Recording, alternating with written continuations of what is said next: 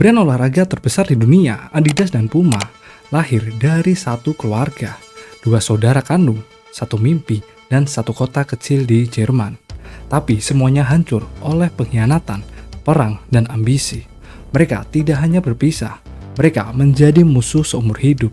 Bahkan sampai hari ini, kota kelahiran mereka masih terbagi menjadi dua. Ya, ini bukan sekedar kisah bisnis, ini adalah perang saudara yang menciptakan dua kerajaan global. Yuk kita bahas sejarahnya.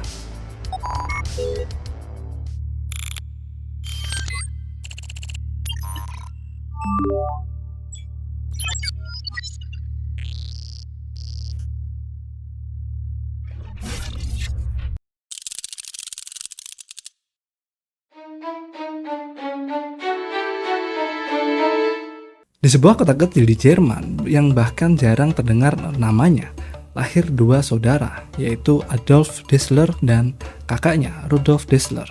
Mereka bukan anak orang kaya, bukan juga anak bangsawan, tetapi mereka anak tukang. Ya, ayah mereka bekerja di pabrik sepatu, dan ibunya mencuci pakaian orang lain untuk bertahan hidup. Setiap hari, dua anak ini membantu ibunya, mengantar cucian dan berkeliling kota. Orang-orang mengenal mereka sebagai laundry boys. Hidup mereka sangat keras dan kemudian menjadi lebih buruk. Ketika Perang Dunia Pertama ikut pecah, segalanya berubah. Ekonominya hancur, kerjaan hilang, dan harapan hampir tidak ada. Saat perang berakhir, bisnis laundry keluarga mereka juga ikut mati. Mereka tidak punya apa-apa lagi. Dan di titik itulah Adolf dan Andy melihat sesuatu orang yang tidak lain lihat. Dia tidak melihat kehancuran, melainkan dia melihat sebuah peluang. Andy punya satu obsesi, yaitu olahraga. Dia percaya atlet bisa tampil lebih baik jika mereka punya sepatu yang tepat. Masalahnya, pada masa itu tidak ada sepatu yang khusus untuk olahraga. Orang lari pakai sepatu biasa, main bola pakai sepatu kerja. Dan Andy berpikir, bagaimana kalau aku membuat sepatu yang memang dirancang untuk menang? Dan tanpa uang, tanpa alat, tanpa listrik. Dan dia memulainya. Gudang cucian ibunya diubah jadi bengkel. Dia mengumpulkan bahan dari mana saja.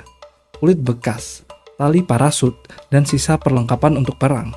Bahkan dia membuat mesinnya sendiri menggunakan sepeda. Ya, sepeda. Temannya mengayuh dan Andy menggunakan tenaga ini untuk memotong kulit. Hari demi hari dia mencoba. Gagal. Dan coba lagi, dan gagal lagi. Tapi dia tidak berhenti pada saat itu. Karena bagi Andy, ini bukan sekedar sepatu. Ini adalah masa depan.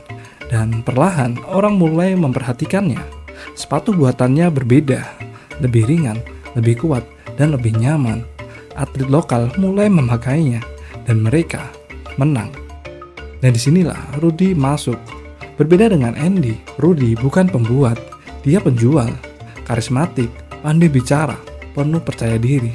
Kalau Andy adalah otak, Rudy adalah wajahnya. Kombinasi mereka yang sempurna. Andy membuat sepatu yang terbaik. Rudy menjual ke semua orang. Klub olahraga, tim sepak bola, siapapun yang mau mendengarnya. Dan pada tahun 1924, mereka resmi mendirikan bisnisnya, Dassler Brothers Shoe Factory. Tanpa mereka sadari, dua saudara ini baru saja menyalakan api yang suatu hari akan membakar segalanya.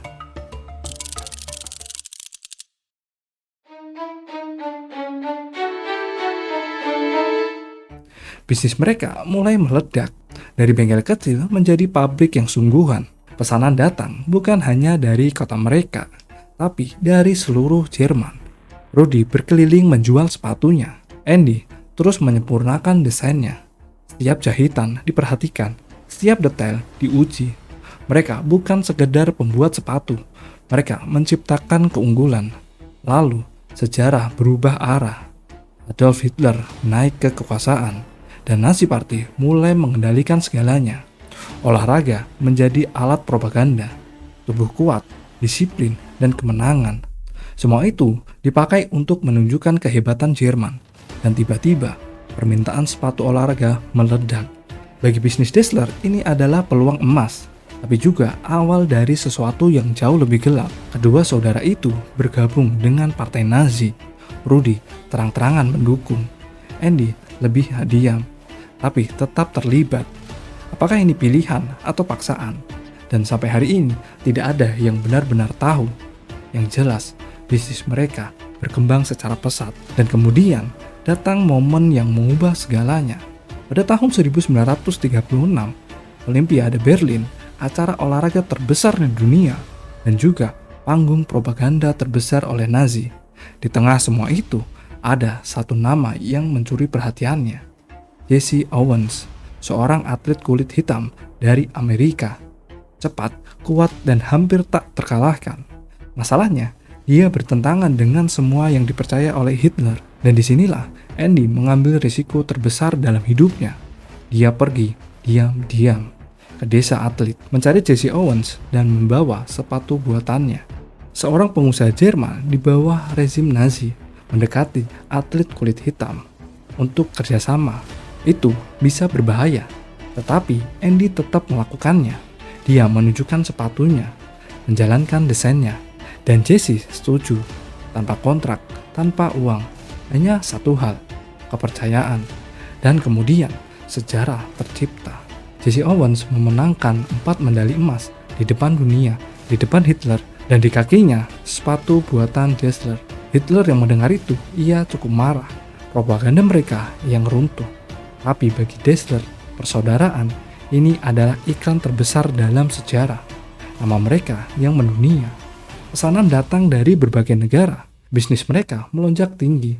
Namun, di balik kesuksesan itu, sesuatu mulai retak. Ego mulai tumbuh, dan tekanan mulai meningkat. Dan perbedaan mulai terasa. Rudy mulai berpikir, tanpa aku tidak ada yang membeli sepatu ini. Andy berpikir, tanpa aku sepatu ini tidak akan ada. 2 saudara, 2 peran, 1 kesuksesan. Dan sekarang, 2 ego yang mulai bertabrakan. Ini adalah awal dari akhir.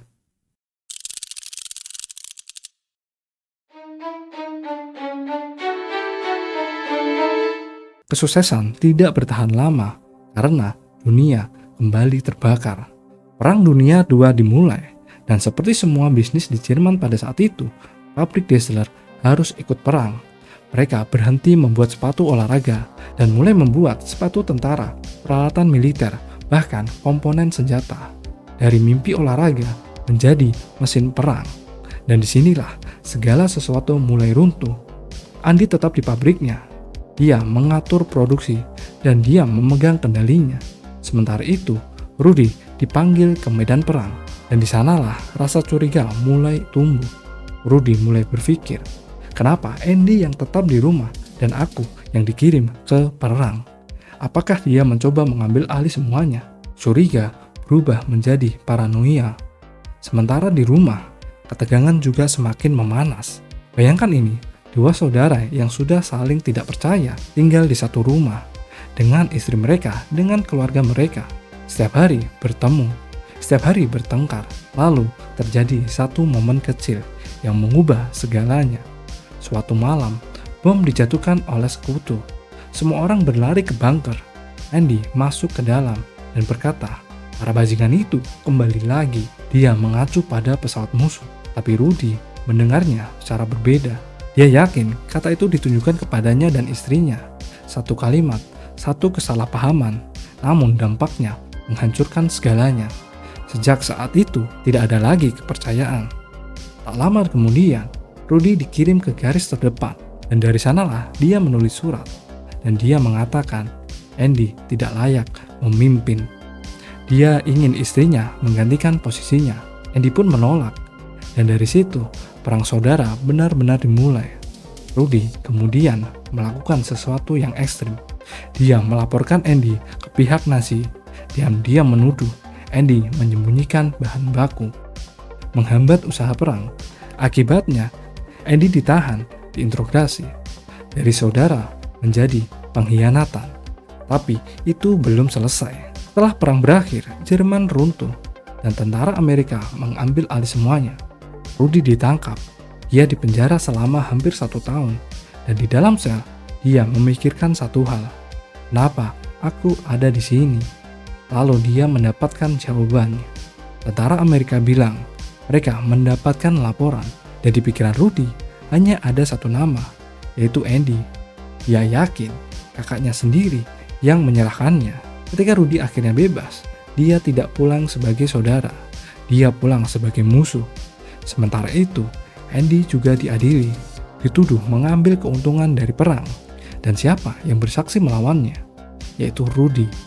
Kini jelas, ini bukan lagi konflik keluarga, ini adalah perang. Perang dua saudara, dua sisi, dan tidak ada jalan kembali.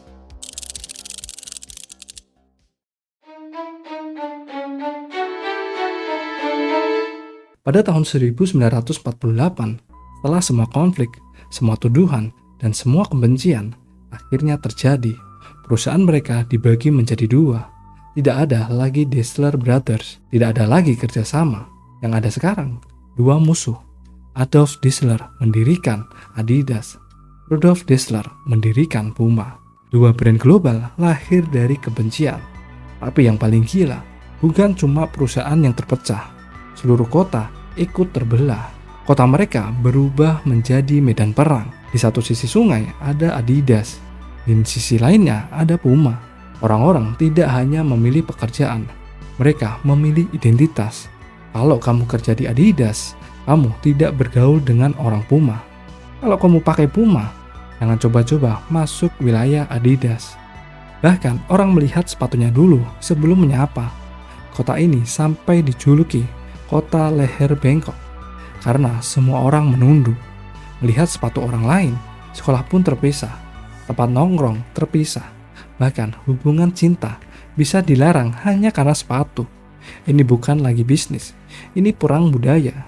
Dan sementara itu, Andy dan Rudy terus bertarung. Inovasi demi inovasi, strategi demi strategi. Dan kemudian datang momen penentu. Pada tahun 1954, Piala Dunia, tim nasional Jerman Barat tidak diunggulkan sama sekali. Tapi mereka memakai sesuatu yang berbeda. Sepatu dari Adidas dengan teknologi baru, stud yang bisa diganti. Ketika hujan turun, lapangan menjadi licin, tim lawan tergelincir, tapi pemain Jerman, mereka tetap berdiri, tetap berlari, tetap menyerang, karena sepatu mereka beradaptasi dan hasilnya keajaiban terjadi. Jerman menang untuk pertama kalinya setelah perang. Rakyat Jerman punya sesuatu untuk dibanggakan, dan di balik kemenangan itu, Adidas, nama Andy menjadi legenda. Adidas meledak, pesanan datang dari seluruh dunia. Brandnya naik ke level global. Sementara itu, Rudy hanya bisa melihat kesempatan emas yang hilang. Dan sejak pada saat itu, persaingan mereka tidak lagi lokal. Ini menjadi perang global.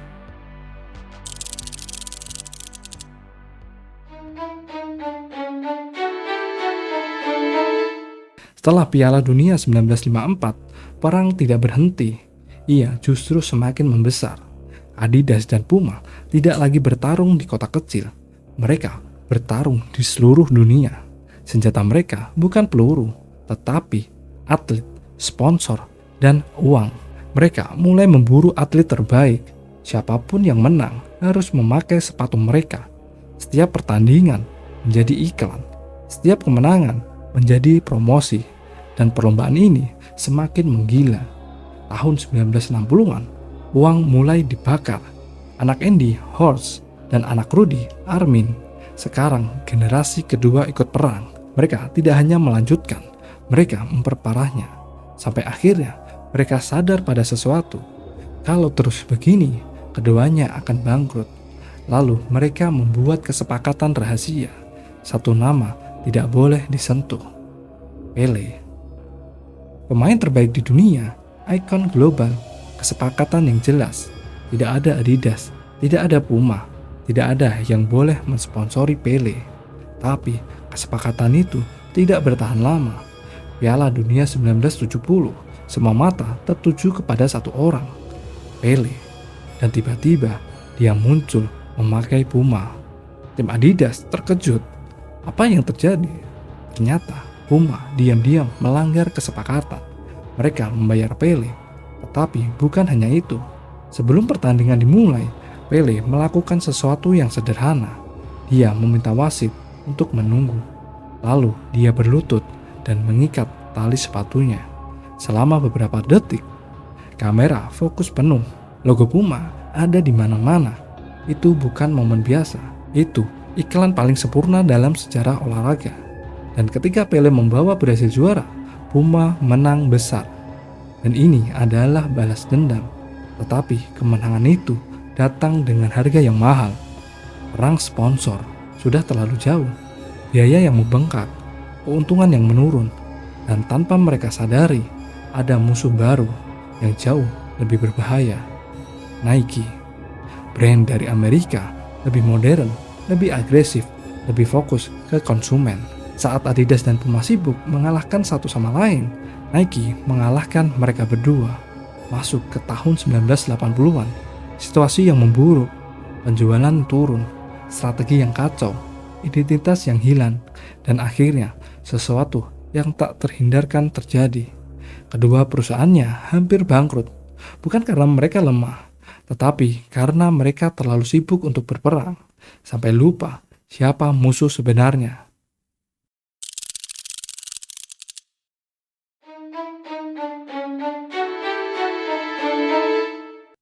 Dua saudara, satu keluarga, satu mimpi, tetapi mimpi itu tidak berakhir dengan kemenangan, ia berakhir dengan perpecahan.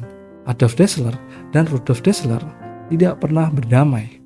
Bahkan saat sakit, bahkan saat sekarat, mereka tetap memilih untuk diam. Mereka dimakamkan di kota yang sama, tapi dua sisi yang berbeda. Seolah bahkan kematian pun tidak cukup untuk menyatukan mereka. Dan sementara itu, Adidas dan Puma makin tumbuh menjadi raksasa dunia. Sepatu mereka dipakai jutaan orang. Logo mereka ada di mana-mana. Nama mereka abadi. Tetapi ada satu pertanyaan yang selalu menghantui. Bagaimana jika mereka tidak bertengkar? Bagaimana jika mereka tetap bersama? Mungkin mereka akan menjadi brand nomor 1 di dunia. Dan mungkin tidak akan ada celah untuk Nike mengambil alih. Namun sejarah tidak ditulis oleh mungkin. Sejarah ditulis oleh pilihan. Dan pilihan mereka adalah perang. Perang yang melahirkan dua kerajaan, tetapi juga menghancurkan satu keluarga. Karena pada akhirnya, ini bukan hanya cerita tentang bisnis. Ini adalah pengingat bahwa ambisi tanpa batas bisa mengalahkan segalanya, bahkan darah sendiri. Seperti itulah kisah dari dua brand besar, Adidas dan Puma. Untuk teman-teman yang suka video seperti ini, jangan lupa subscribe dan jangan lupa nyalakan tombol notifikasinya. See you.